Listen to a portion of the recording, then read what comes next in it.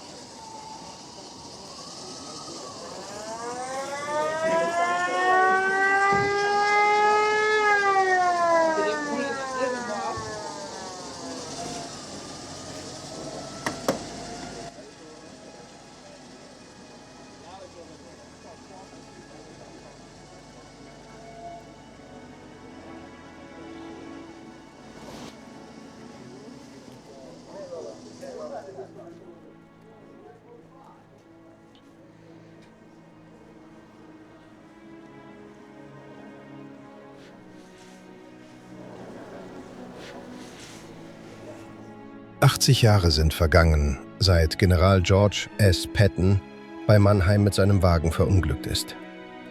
Damals endete hier, an einer unscheinbaren Kreuzung, das Leben eines der bekanntesten Generäle des Zweiten Weltkriegs. Heute rollt ein nachgebauter Stabswagen in genau diese Perspektive. Nicht zum Einsatz, sondern zum Gedenken. Angehörige, Vertreter der Stadt Mannheim, der US Army und Gäste aus mehreren Ländern sind hierher gekommen, um an diesen Unfall und an die Folgen von Krieg zu erinnern.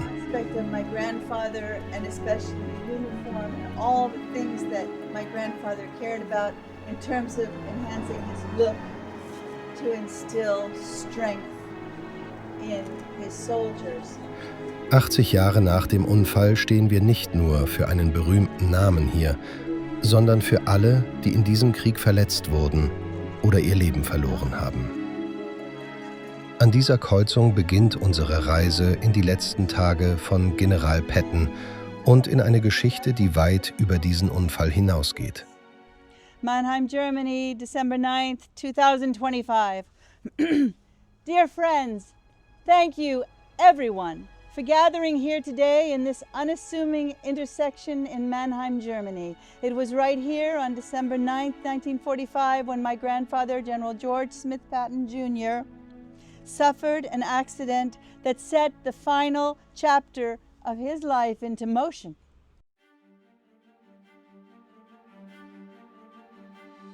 Um zu verstehen, warum dieser Unfall weltweit Schlagzeilen machte, müssen wir zurückgehen.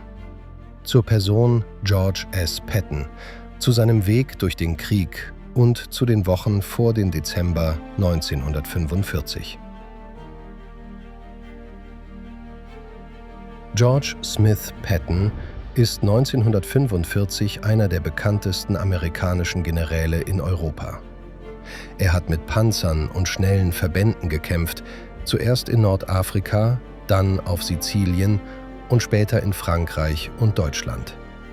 Seine Verbände gelten als aggressiv, beweglich und oft schneller als der Rest der Armee. Patton liebt Tempo, klare Befehle und den direkten Angriff.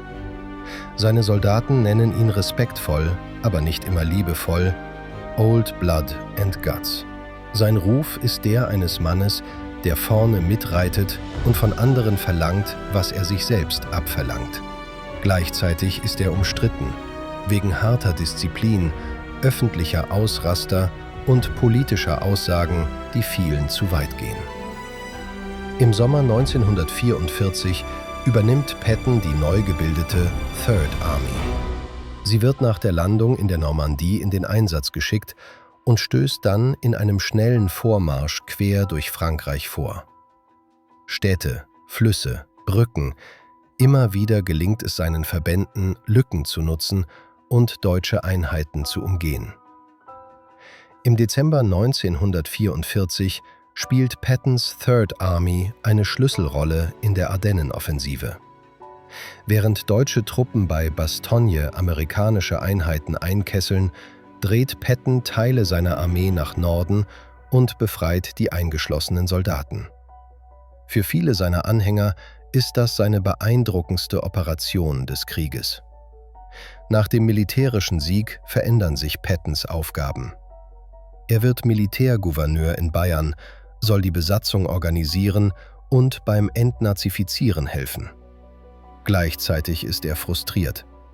Er hadert mit politischen Entscheidungen, äußert sich kritisch über die Entnazifizierung und über die Sowjetunion und wird dafür von der eigenen Führung gerügt. Im Herbst 1945 bekommt er ein neues Kommando, die 15. Armee mit Sitz in Bad Nauheim. Dort soll er vor allem dabei helfen, die Geschichte des Krieges auszuwerten, Berichte zu sammeln und Analysen zu schreiben. Für einen Mann wie Patton, der sich als Frontkommandeur sieht, ist das eher ein Papiertisch als ein Schlachtfeld. Ende des Jahres 1945 ist Patton müde und unruhig. Der Krieg ist vorbei, er fühlt sich in einer Rolle gefangen, die nicht mehr zu ihm passt. In Bad Nauheim denkt er laut darüber nach, ob er die Armee verlassen soll. Am 9. Dezember 1945 nimmt Patton das Angebot eines Jagdausflugs an. Gemeinsam mit seinem Stabschef Hobart Gay fährt er im Stabswagen los. Ziel ist die Gegend um Speyer. Von Bad Nauheim nach Mannheim sind es im Auto nur wenige Stunden. Vor dem Wagen ziehen zerstörte Orte vorbei, provisorisch reparierte Straßen, Trümmerfelder und Militärverkehr. Patton soll aus dem Fenster geschaut und von der Verschwendung gesprochen haben, die dieser Krieg hinterlassen hat, an Leben, an Städten, an Zukunft. Gegen Mittag nähern sie sich Mannheim. Die kleine Kolonne fährt von Norden her auf die Stadt zu. Vor dem Cadillac mit Patton und Hobart Gay fährt ein Jeep der Militärpolizei. Dahinter folgt ein Lastwagen des US Army Transportation Corps. Gegen 11:45 Uhr erreicht der Wagen die heutige B38 und biegt in die Stadt ein. Kurz darauf muss der Fahrer an einem Bahnübergang anhalten. Als der Zug passiert ist, setzt Pattons Fahrer, der Gefreite Horace L. Woodring, den schweren Cadillac wieder in Bewegung und fährt stadteinwärts auf der Käfertaler Straße weiter. Zur gleichen Zeit nähert sich aus der Gegenrichtung ein 2,5 Tonnen schwerer Lastwagen der US Army, besetzt mit jungen Soldaten, der in das US-Depot an der Käfertaler Straße einbiegen soll. Als sich die Fahrzeuge vor dem Depot begegnen, zieht der Lastwagen plötzlich nach links in die Einfahrt. Pattons Limousine prallt in die Seite des Trucks. Pattons Kopf wird gegen eine Uhr in der Glastrennwand der Rücksitzkabine geschleudert. Äußerlich trägt er eine klaffende Kopfwunde davon. Viel schwerer jedoch ist die Verletzung der Halswirbelsäule, die später zu einer nahezu vollständigen Lähmung unterhalb des 3. Halswirbels führt. Der Militärpolizist Peter K. Babalas von der 808 Military Police Company kommt zufällig am Unfallort vorbei und leitet sofort die ersten Hilfsmaßnahmen ein. In seinem späteren Bericht schildert er die Situation mit den Worten: „Meine erste Sorge war, dass jemand verletzt sei, und der einzige Verletzte, den ich sehen konnte, war Patton. Er saß ungefähr in der Mitte der Rücksitzbank, sein Kopf hing nach links herunter und Blut lief von seinem Kopf und seiner Stirn. Einige Leute kamen aus dem Depot und ich wies sie an, einen Ambulanzwagen anzufordern, um Patton zur nächsten Klinik zu bringen, die etwa 1 Meile entfernt war. Unter den ersten Sanitätern, die an der Unfallstelle eintreffen, ist der junge Armando De Crescenzo vom 290. Engineer Combat Battalion. Er ist im Krankenhaus an der Grenadierstraße untergebracht, direkt gegenüber dem späteren Kasernengelände Turley Barracks. Sein Augenzeugenbericht erscheint nach dem Krieg in einer Lokalzeitung in New Jersey. Darin heißt es: „Als wir ankamen, sahen wir Major General Gay neben dem Fahrzeug stehen und jemanden, der offenbar gerade erste Hilfe leistete, im Fahrzeug selbst. Major Snyder quetschte sich in den Wagen und übernahm die Hilfsmaßnahmen. Nach erfolgter Versorgung und Kurzdiagnose hoben Tucker, Snyder, Sachs und ich den General aus dem Wagen und legten ihn auf eine Bahre. Ich lehnte mich über ihn und fragte: »Wie fühlen Sie sich, Sir?« Er grinste und antwortete: »Ich fühle nicht viel.« Dann ergänzte er: »Wenn nicht jemand meinen Hals hochhält, werde ich sterben.« Aus der Familie ist außerdem überliefert, dass Patton sich kurz nach dem Aufprall an seinen Stabschef wendet und sagt: »Reib mir die Hände, Hap, ich kann sie nicht fühlen.« In allen Berichten wird deutlich, dass er sehr schnell merkt, wie schwer seine Verletzung ist. In diesen Sätzen liegt das gesamte Ausmaß des Unfalls. Patton blutet stark aus der Kopfwunde, vor allem aber ist sein Rückenmark im Bereich der Halswirbelsäule schwer geschädigt. Unterhalb der Verletzungsstelle spürt er seinen Körper kaum noch. Die Sanitäter verladen ihn in den Ambulanzwagen und bringen ihn in das 130. Station Hospital der US Army in nahegelegenen Heidelberg. Dort beginnt sein letzter, 11 Tage langer Kampf, den er am 21. Dezember 1945 verliert.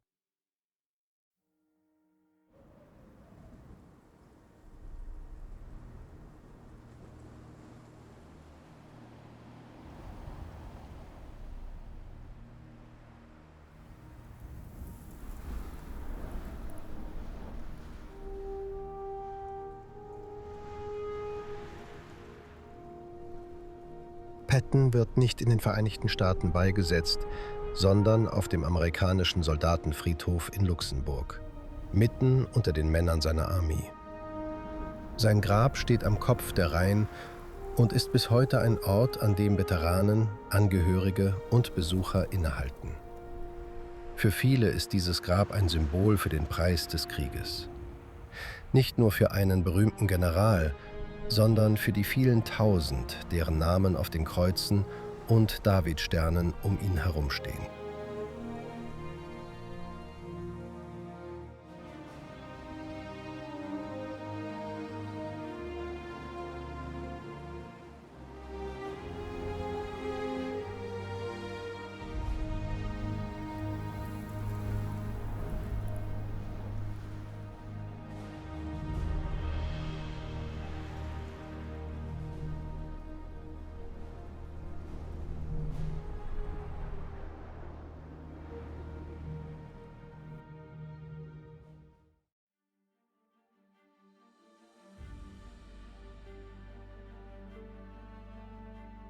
Offiziell bleibt der Vorfall von Mannheim ein Verkehrsunfall. Die Berichte der Beteiligten und die Untersuchungen der US-Armee beschreiben dasselbe Bild. Ein Lastwagen biegt zu früh nach links ab. Ein Fahrer reagiert zu spät. Sekunden entscheiden. Trotzdem entstehen in den Jahren nach dem Krieg immer wieder Spekulationen. Manche sehen einen gezielten Anschlag hinter dem Unfall. Andere vermuten politische Gegner oder Geheimdienste. Bis heute gibt es für keine dieser Theorien belastbare Beweise.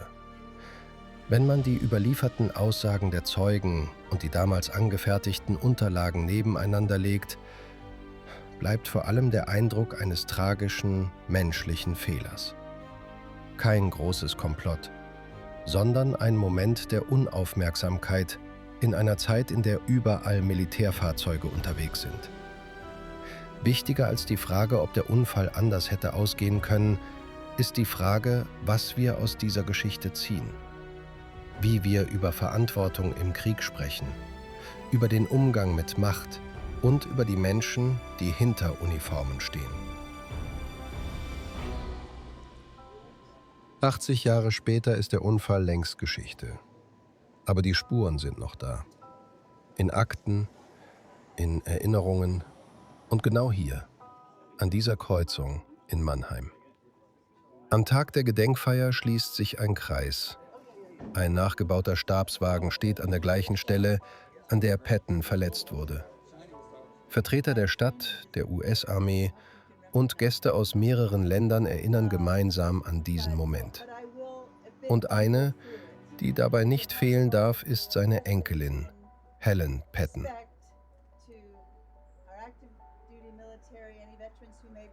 So I would like to ask our dignitary from Mannheim, the Bürgermeister, Frau Pritzel, to say a few words. Danke. Yes. So, welcome to Mannheim. I've give you also the best greetings from our top mayor, Christian Specht.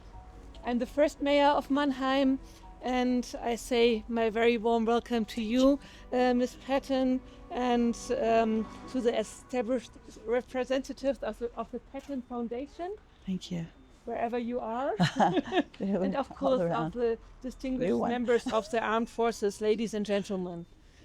Thank you that you're here. This is a very special day today. 80 years ago at 11:45, so almost at this time, there was an accident here, and George Patton died a couple of days later after this accident. And it was just around the corner here. So I would like to thank you all for being here, for doing a wonderful job, also to Mr. Patton, General Patton, and for you holding this foundation, which is very important to think of this history and to think of peace in these times that we still need. So thank you for being here. Thank you for thinking of this. Thank you for being here in Mannheim, because also in these times Mannheim was part of your history, and you are part of our history as well.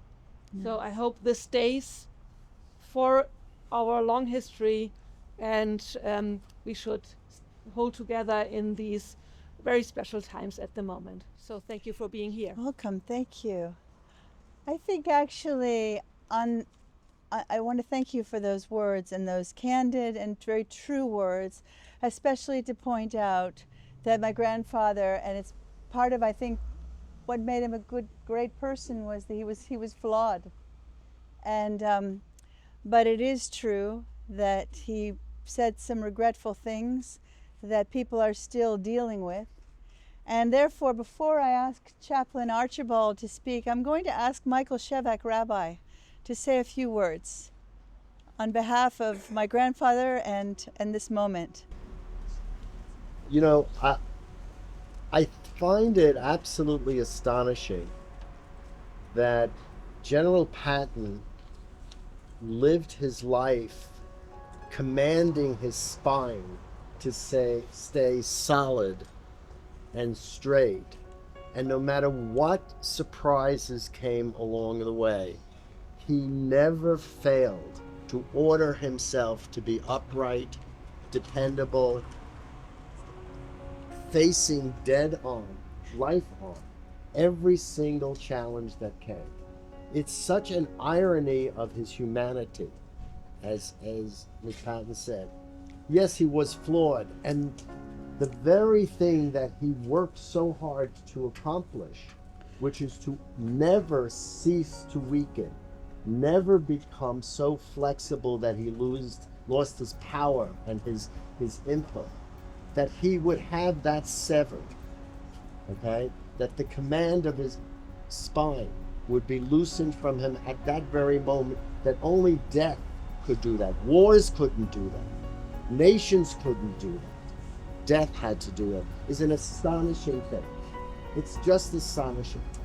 And, you know, the thought occurred to me, I mean, it's such a rather unusual thing to be here with the car that was the instrument of his death, but it's so important, especially in light of what the mayor said, is that each of us need to be Patton's spine.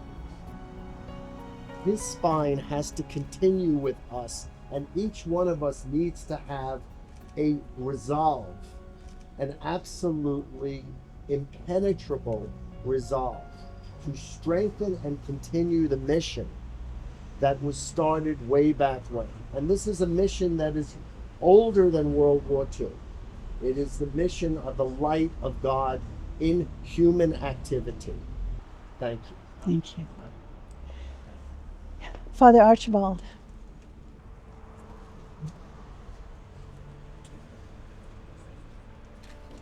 I invite you all to bow your heads as I lift a few short collects from my faith tradition. Lord Jesus, resurrection and life, as we gather today to remember the fateful crash of General George S. Patton, we humbly ask you to remember him also. This sheep of your own fold, this lamb of your own flock, this self-proclaimed sinner of your own redeeming, this master of the sword who more than once called your name in blessing. Though he may have thought it foolish of us to mourn his death, we thank you that fearless men such as he have lived. We also acknowledge today, eternal God, that in your perfect kingdom no sword is drawn but the sword of righteousness, and no strength is known but the strength of love. So we ask that you might mightily spread abroad your spirit, that all peoples may be gathered under the banner of peace. Kindle, we pray, in the hearts of all people the true love of peace, and guide with your pure and peaceable wisdom those who take counsel for the nations of the earth, that in tranquility your kingdom may go forward till the earth is filled with the knowledge of your love. Lead our enemies and us from prejudice to truth. Deliver them and us from hatred, cruelty, and revenge, and in your good time enable us all to stand reconciled before you. Lastly, we commend to your gracious care and keeping all the men and women of our armed forces at home and abroad. Defend them day by day with your heavenly grace. Strengthen them in their trials and temptations, and give them courage to face the perils which beset them. And grant them a sense of your abiding presence wherever they may be.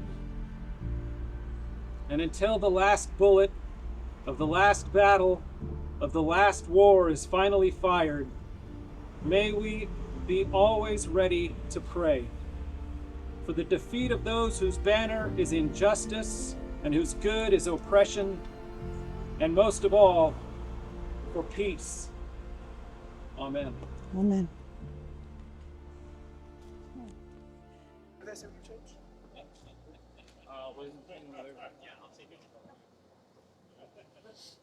Ist schon aufregend, oder? Ich finde das total spannend, interessant und es ist aufregend, ja, tatsächlich. Ja. Und wir haben jetzt gerade schon die ersten amerikanischen Soldaten kennengelernt und Presse und sehr beeindruckt von so einem amerikanischen, ich weiß nicht, Offizier begrüßt zu werden. Und vor allen Dingen, das Ne? Krasse war, dass wir vorgestellt wurden vor 20 Minuten und er kommt gerade zu uns hin und weiß Ja. unseren Namen. Das Ja, ist also genau. sehr beeindruckend. Mein Cousin, das ist der Kollege hier mit dem Hut, ne? Er sagte, dass das in Amerika wohl üblich ist, dass wenn man sich vorstellt, dass man dann auch den Namen behält desjenigen, der sich da gerade vorgestellt hat. Und das ist also, es ist schon Beeindruckend, beeindruckend. sehr beeindruckend. That's just so cool. Now, these 80 years later, your presence here proves that his legacy continues to resonate, to provoke reflection, and even remarkably, to bring people together. On that fateful morning, Patton was agitated, fixated on returning to his home in South Hamilton, Massachusetts, to begin writing his memoirs that would include those personal frustrations of how the war had been handled. His chief of staff, General Hobart Gay, suggested that going hunting might calm him down. And he thought, well, you know, my wife, she did speak of a new hat, and maybe I can kill a pheasant and bring her a beautiful feather. They decided to make a day of it. Oh, and they also thought that maybe they would go and have a look at some of the treasures that had been accumulated by Adolf Hitler, including, incidentally, the Spear of Destiny, which was said to be a part of the collection, perhaps. You know, that's the spear that was said to have killed Christ or pierced Christ. From Patton's back seat, as he was gazing out the window and remarking, "This is an utterly destroyed Germany," mourning, "What a goddamn waste." Suddenly, a military truck that had been illegally borrowed by a couple of young GIs who wanted to go for a joyride swerved unexpectedly into the front corner of Patton's cabin. Patton was the only one injured in this collision. His spinal cord, as you mentioned, was completely severed. "Rub my hands, Hap, rub my hands," he begged his chief of staff, who was sitting next to him, who had been unharmed. "Rub my hands, because I can't feel my hands." Can't feel anything. True to his nature, Patton, at that moment even, absolved all the troops that were involved in this crash, including his driver, Private First Class Horace Woodring, who would sadly still have to endure a lifetime of unfounded blame, something my grandfather never ever wanted for them. Whether this collision was a tragic accident or something more deliberate has been a subject of endless debate. I can't tell you how many speeches I've given where that's the burning question on everybody's mind. I might as well answer it before I say my own name, but I can't answer, because the truth will probably never be known. So many conspiracy theories. I'm happy to tell you all about them. But what stands as important, most important, is what we know, what we do know. That after the accident, Patton was transported to the U.S. Army Hospital in Heidelberg, where he fought with the same grit that he'd shown all of his life. His injuries proved too severe, and he passed away on the 21st of December, 1945, the shortest, darkest day of the year. A life of immense brightness closed on the year's dimmest day, as though the world itself was pausing in this shadow to mark his departure. As the fading Patton murmured to his beautiful and devoted wife Beatrice in his final breaths, "It's such a hell of a way to die." And yet, here we stand, decades later, gathered in light, in remembrance, and in unity, mobilized by his legacy. I'm reminded of the final blessing offered by his beloved aide-de-camp, Colonel Charles R. Codman. General Patton was killed in action. The fact that people of such varied backgrounds and cultures are compelled to meet at this exact point is a profound indication that Patton continues to forge liberation, reconciliation for every generation. It's a mission that all members of our Patton Alliance, and I consider you now all members of our Patton Alliance, do share. My grandfather once said, "Courage is fear holding on a moment longer." So his courage, both on the battlefield and the last days of his life, still inspire those who seek not only answers, but also meaning. So as we pause together, may we not only consider the mystery of how he died, but also to honor the clarity with which he lived. Even today, Patton is drawing us together in gratitude.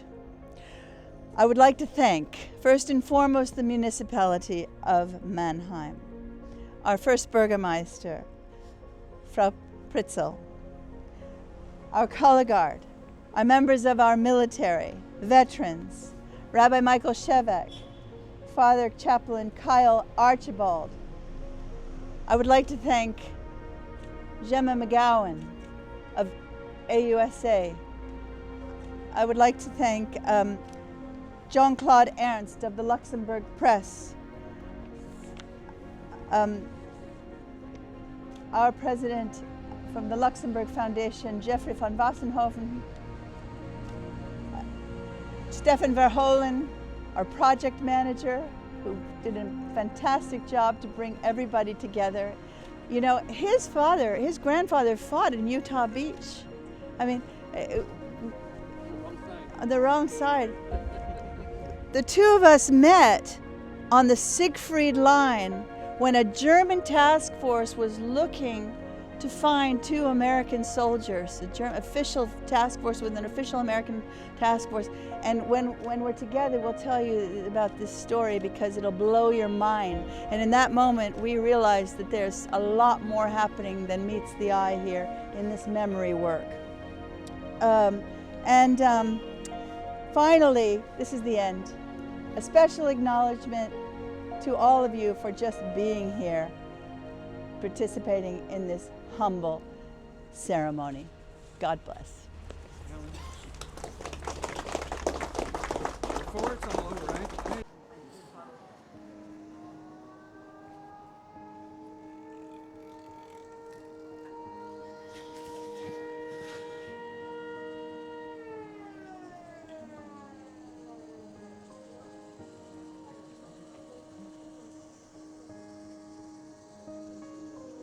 Ein bisschen Platz. Ja, klar.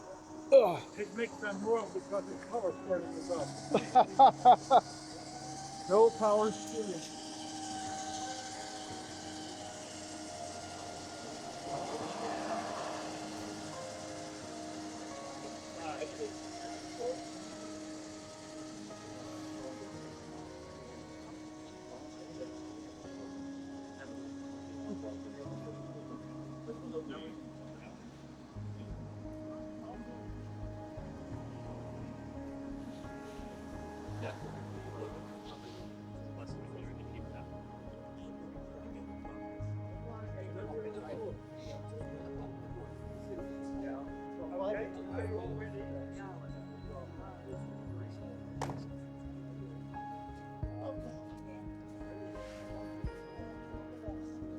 Whose tripod? Just take it.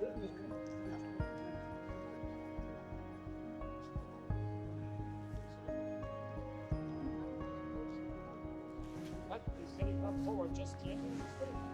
And Donald Quint. Where's Donald Quint? Right here. Okay, Here at these crossroads, on December 9th, 1945, General George S. Patton Jr. was engaged in a fatal accident that would result in his death on December 21st, 1945. May we always remember and call upon the courage of this great leader whose army forged the liberation of Europe. And as my German husband said once, also Germany was liberated. You know, so thank you. There you go.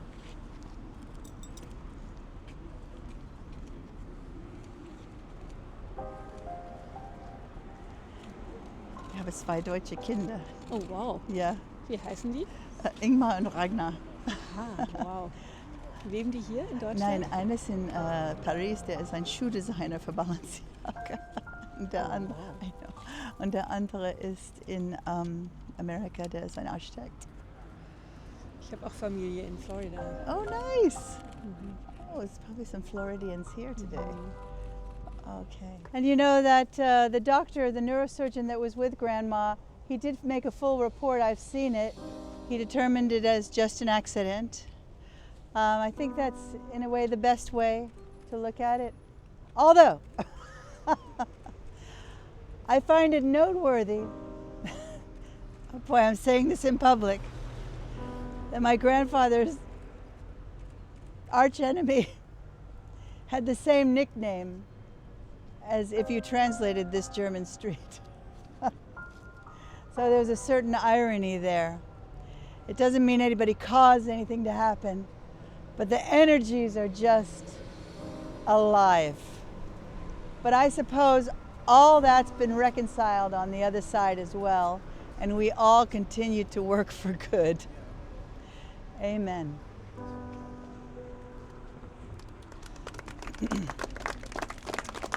We have one flower here, but I think it's actually fitting. This came from Luxembourg. It's it's maybe perfect, you know, in one way. But this was prepared for the table at one of the Luxembourg ceremonies last week, and it's got a carve of my grandfather here. And I think we can just we'll lay this here, and we'll have this plaque here, just for the moment. Would you be able to hold the plaque? Yes, we can hold the plaque. There it is. You hold the plaque. You hold it with me as well. Yes. Can you hold it up and put it closer to it?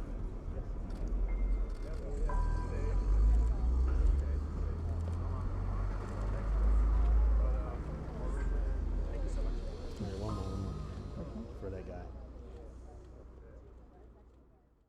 Am Ende bleibt ein Ort, der für viele Jahre nur eine normale Kreuzung war. Erst durch Geschichten wird er wieder zu dem, was er in Wahrheit ist.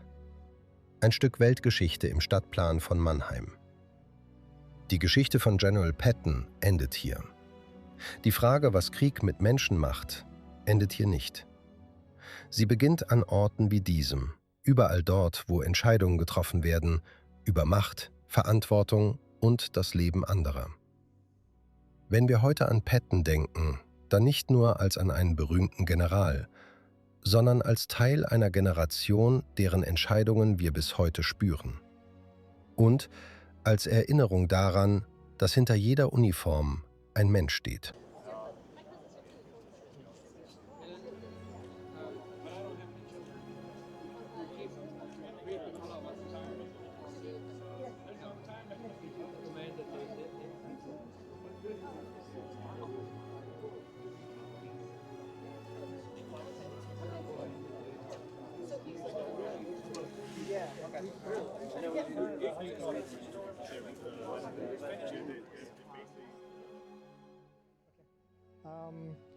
Wenn Sie heute so an dem Unfallort stehen, wo wir eben waren, Genau. welche Gedanken oder Bilder kommen Ihnen da in den Kopf, die so nicht im Geschichtsbuch stehen? Well, leider mussten die Bilder, die haben heute und letztes Mal gesehen, Intermission mit Bildern, die waren schon in meinem Kopf, als ich war praktisch geboren. Weil wir sind als Pattons in unserer Generation unter die Schatten von diesem Tod. Von Anfang an. Ja. Mein Großvater hat ein Maxim, eine Sprich. Sei dich selbst, wenn du dich selbst nicht bist, du bist nirgends oder niemand. Und mein Bruder und ich, wir haben immer gelacht, weil ich habe gesagt, ja, wir können nicht nur uns sein, wir sind immer unter seinen Schatten. So, ich habe selbst viele Albtraums gehabt von Autounfalls, viele Albtraums als Kind. Und ja, und wie unser Rabbi hat heute gesagt, es ist aufmerksam, dass in diesem Punkt, wo ein Mann mit so einem Stahlrücken hat seinen Rücken gehabt. Gebrochen ist. Ja, für mich das heißt, okay, dann wir sind jetzt deine weitere Rücken. Ihr Großvater, der gilt so als kompromissloser Kämpfer. Welche Seite an ihm, die Sie aus den Familiengeschichten kennen, widerspricht diesem Bild am stärksten? Oh, so what image of his is that? Well, okay, geh nach Luxemburg. Ja. In Ettelbruck, es gibt eine Bildhauer und da steht mein Großvater, ja. Aber ich kann sagen, für mich, es sieht überhaupt nicht aus wie mein Großvater. Es sieht aus wie wie heißt Burt Lancaster. Okay, okay. Aber meine Großmutter hat das sehr gerne gehabt und hat gezeichnet. Und ich glaube, es ist, weil, oh guck mal, hier kommt mein Flugzeug. Es ist, weil das war, wo er stand in dem Punkt nach dem Krieg. Für mich Ich liebe seine Lach, sein Humor, seine Schwäche. Da ist jemand, das ich finde mehr angenehm. Aber so, mein Großvater hat sehr viel, der war nicht immer selbstsicher. Und der hat wirklich geübt, sicher zu sein. Stellen Sie vor, der könnte kaum lesen, kaum schreiben als Kind. Seine Eltern wollen nicht, dass er in die Schule ging, weil der hat Dyslexie gehabt. Aber damals haben wir keine Titel Therapie und so. oder Therapie oder Ja. Namen Oder Namen, okay. für dieses Syndrom. Okay. Und deshalb war er immer innen drin ein bisschen weich, ja, über sich selbst. Deshalb hat er diese harte Schale. Was ich fand so gut in seinen Faden von zum Beispiel England nach Bavaria, sind diese Punkte, wo er ist zu seinen Knie gebracht. Weil der ist immer wieder auf die Beine gekommen, nicht stärker als ein, typisch General, aber wirklich als ein Leader, als ein Herz voll Vater für seine Soldaten.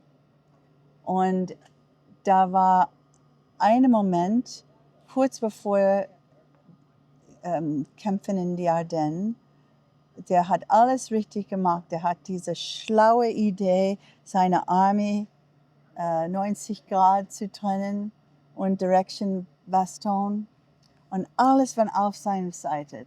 3 Armees zusammen. Aber das Wetter hat nicht gespielt. Das Wetter hat nicht mitgespielt. Deshalb hat er seine Chapelain eine Wetterbete bestellt. Was wir eben gehört haben. Genau. Und für mich, das war mein Großvater, also er hat wirklich mitgekriegt, dass der war nicht der Nummer 1. Dass er muss innerhalb von einem größeren Ziel arbeiten. Okay. Und ich glaube, man muss gut oder schlecht. Und das Unterschied zwischen ihm und zum Beispiel Hitler ist, dass mein Großvater hat nie probiert, Gott zu spielen oder ersetzen. Und ein anderer großer Unterschied ist, dass er hat eine ähnliche Kostüm als Hitler und mein Großvater war viel, viel hübscher in dieser. Ja. And you can put those pictures in your broadcast. Hitler, who wore it better? Rund um seinen Tod gibt es viele Spekulationen. Wie gehen Sie damit um, wenn Menschen lieber über Vermutungen sprechen, als über das, was sich wirklich belegen lässt? Ja, es gibt ganz viele Geschichten über warum diese komische, kleine, aber sehr impactiv Unfall. Ja, es hat sein Leben genommen. Und ich habe russische Spions mich besucht. Ich habe ein paar Wahrsager sind zu mir gekommen und haben gesagt, was wirklich los war. Ich habe selbst Probleme mit einer Beziehung, der hat mit einem von der Chefs, nicht Eisenhower, ich spreche nicht von Eisenhower, aber der hat ein Problem und ich muss lachen, weil diese Straße, wo er hat, dieser Unfall, hat denselben Namen als sein größter Feind. Okay. So, Ja. für mich, die sind nicht Beweisungen, aber die sind vielleicht kleine Clues? Hinweise. Hinweise. Hinweise. Ja. Aber am besten ist es zu sagen, guck, der ist nicht mehr da. Niemand ist da von der Zeit. Vielleicht irgendwann finden wir richtig, was die Wahrheit war. Aber wie heute habe ich gesagt, sei dankbar, dass er hat uns zusammengebracht und dass wir dürfen seine Ziel weiter. Für Gutes und für Schlechtes. Der war ein unperfektes Mensch. Ja? Der hat einen Soldat geschlagen, als er war wirklich so selbst. Der hat auch selbst PTS. Der war Diplomatik falsch manchmal. Der hat einen Fehler gemacht. Der hat nicht Dankeschön an die Russisch gesagt. Und und der hat ein paar Antisemitik-Kommentare gemacht unter seinen Atmen. Und glaube nie publik, muss ich sagen. Nicht, dass das doesn't make it right, but ja, das war für sich, aber es ist in die Außen gekommen. Und wir als seine Familie müssen damit leben und akzeptieren. Und, aber ich kann so eine kleine Geschichte erzählen. Mein Bruder war bei einer Rede. Er war ein sehr, sehr toller Raconteur.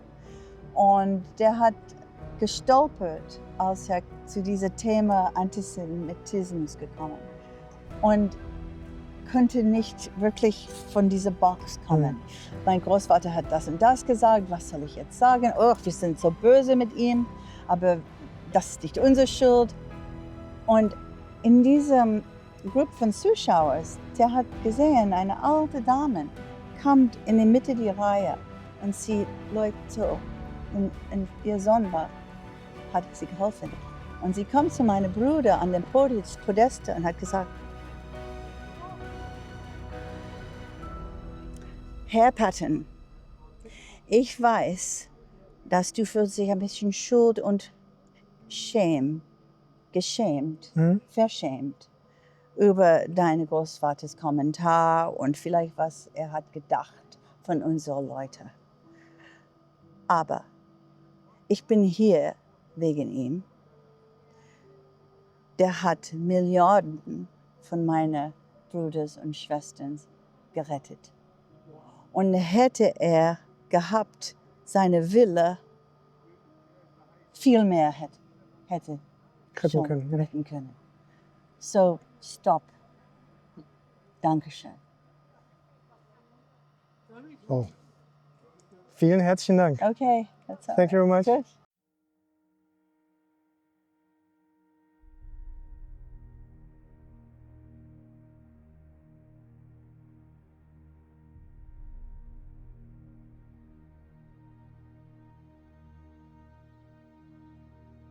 Am Ende bleiben auf keiner Seite Trophäen. Es bleiben Namen, Briefe, Fotos und Stille.